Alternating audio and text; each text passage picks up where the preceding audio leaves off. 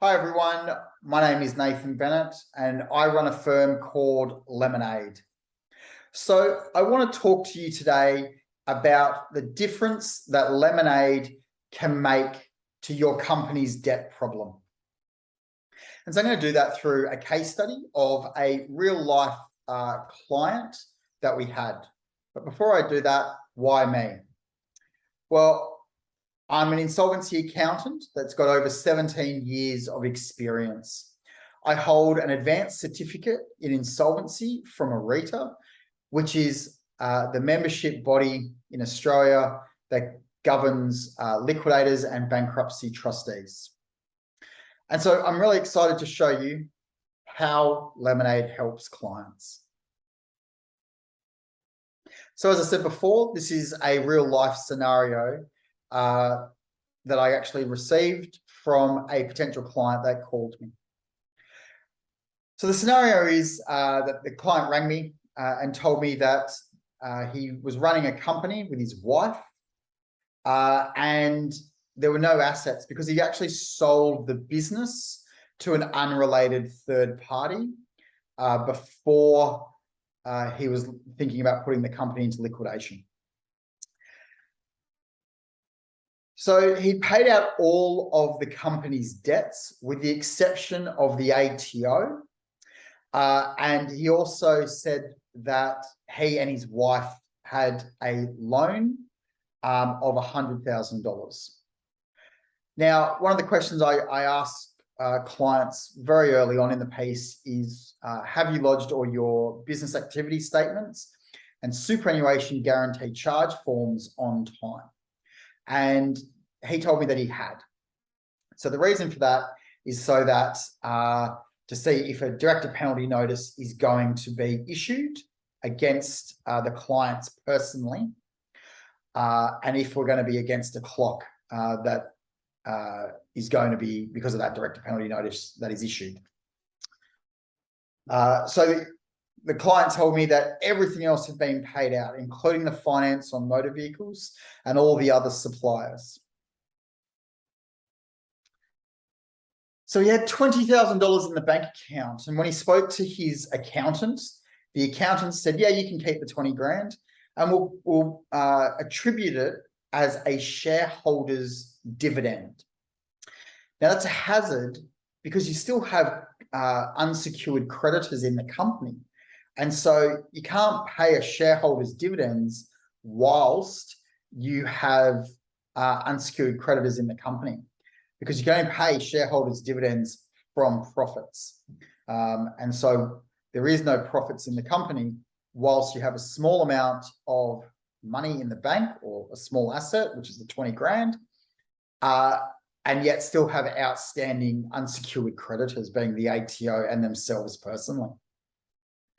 The directors also told me that they had transferred the motor vehicles into their names personally. And those two motor vehicles were valued at $75,000. Now, the motor vehicles were unencumbered or they had no finance, and that finance had been paid with the sale proceeds of the business. And so that was paid by the company.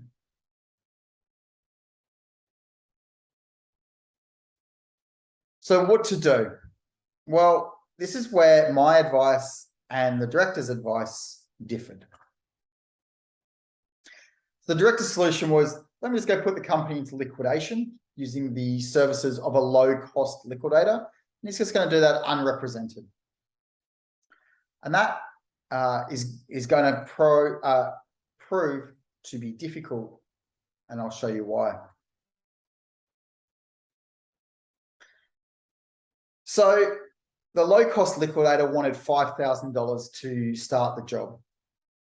Now, depending on what information the director had provided to the liquidator may have already known that there's going to be a preference claim against the director or the directors, both the husband and the wife, for the $20,000 that was paid to them as a shareholder's dividend. It's also a preference claim for the motor vehicles, which were valued at $75,000. So that director could easily be paying $100,000 to keep the vehicles and to deal with the dividend that was paid to him. And so what also could happen is that the liquidator could demand the vehicles be returned, because that would have been what's called an uncommercial transaction, where the company got no benefit, but yet gave out assets. So my solution was to pay the liquidator nothing up front. And so we'd actually be saying to the liquidator, look, we recognize that there's going to be some claims that you're going to make against the directors personally.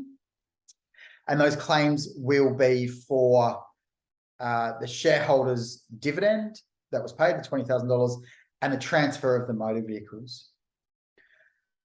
We would have actually said to the client in point 3 on that slide, go and refinance the motor vehicles so that we have some money to pay in a settlement with the liquidator. And so to make sure that the liquidator doesn't go to court, or before the liquidator goes to court, we'd settle those preferences of the related parties, and so that court costs were not going to be incurred. And so when we actually looked at how much the client could pay to settle these claims through the refinance of the motor vehicles, we would be looking around the $25,000 to $35,000 mark.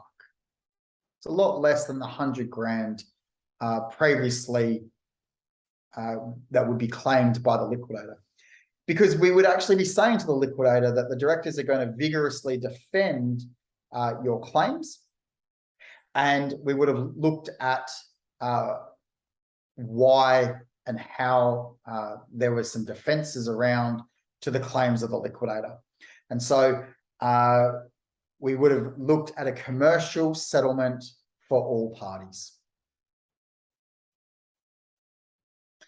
So if you've got debts in your company and you think of just going straight to the liquidator, stop.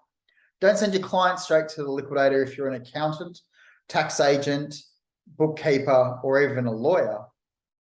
Reach out to us today so we can talk to your clients about how a company's debt may affect the director personally, and we talk about this on a holistic basis. So we're happy to talk to your clients or to you directly if you are a director. So reach out today. My number is on the screen, or send me an email, and we can set up a meeting where we can have a chat about your debt situation. So I hope you can see the real difference that LemonAide makes to clients. I hope you have a great day.